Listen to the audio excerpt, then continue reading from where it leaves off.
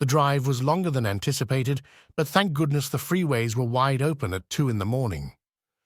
Alexa peered over at her passenger seat, nervously gripping the wheel. Her eyes strained in the dark at the small brown paper bag. Streetlights flashing by. No movement, the bag sat horrifyingly still and dead silent. She breathed a short sigh and turned back to the road. Her exit was coming up. Well, sort of. She would have a way to walk, but she was not about to jeopardize the mission for closer parking. The click of her blinker steadied her racing mind as she pulled off the freeway and pulled left at the light. She killed the engine in the Walmart parking lot, surveyed her surroundings. Once she was satisfied with the number of people, or lack thereof, she got out, slipped around the car, and gingerly lifted the knapsack into her hands. The creature stirred, not in fear or panic, but curiosity. Alexa smiled warmly, fondly wiggling her finger. A small coo sounded from within the bag, little legs gripping her hand. "If you're good, he'll let you come out," she ventured, peering inside the dark hole. "We've got a long walk." Another gentle sound of agreement. She reached her hand in there, delicately scooping up her scaly friend. He was cool to the touch, but radiating warmth in the air as he came out into the night, wings unfurling in a gratifying stretch. Dmitri was what she called him. Her little dragon, no bigger than a bearded dragon, but twice as fierce. Snowy white and electrifying gray spiked scales cascaded like a beautiful mosaic around his whole body. He was sleek and muscular like a reptilian sports car. Amber eyes that had the slightest glow, a tiny snout filled with razor blade-like fangs. He balanced on Alexa's forearm with expertise, head on a flaken-like swivel to survey the parking lot.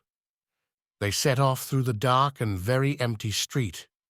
Dmitri the dragon just calmly nestled in the pocket of Alexa's hoodie, little tail swinging out. Alexa kept a hand snuggled in there with him. She would miss him. But the games were about to begin, and she needed to get him hidden before it was too late. That was the goal. As heartbreaking as it was, she knew her responsibility to those involved. Finally, she saw it. The great glowing sign of the gates up ahead. The silhouettes of great buildings and studios and rides. She went to Universal Studio once as a kid, maybe 8 years ago, but she remembered it so vividly. And the minute she got Dmitri, she knew that's where he belonged. She would not follow suit of those who came before her and stick him in a cave or remote island. She wouldn't lock him in her home or simply set him free and pray. No, she wouldn't let her little dragon get hunted and killed. She would hide him in plain sight, somewhere no one would even remotely consider it because of the stupidity. She would admit it was a bold move. If Dmitri so much as raised one person's suspicion, it would all be over. But some part of her knew she could trust the little guy. Slipping the gate was easy up through the lot and around the ticket counters. Cameras would be no issue either, which Alexa couldn't explain but was grateful for. By the time Alexa was inside the park, safely nestled in the entryway to some mummy ride, she had pulled Dmitri out. He sniffed the air and glanced around nonchalantly. "All right. Choices." Alexa pulled from her pocket a thin piece of paper scribbled with ideas.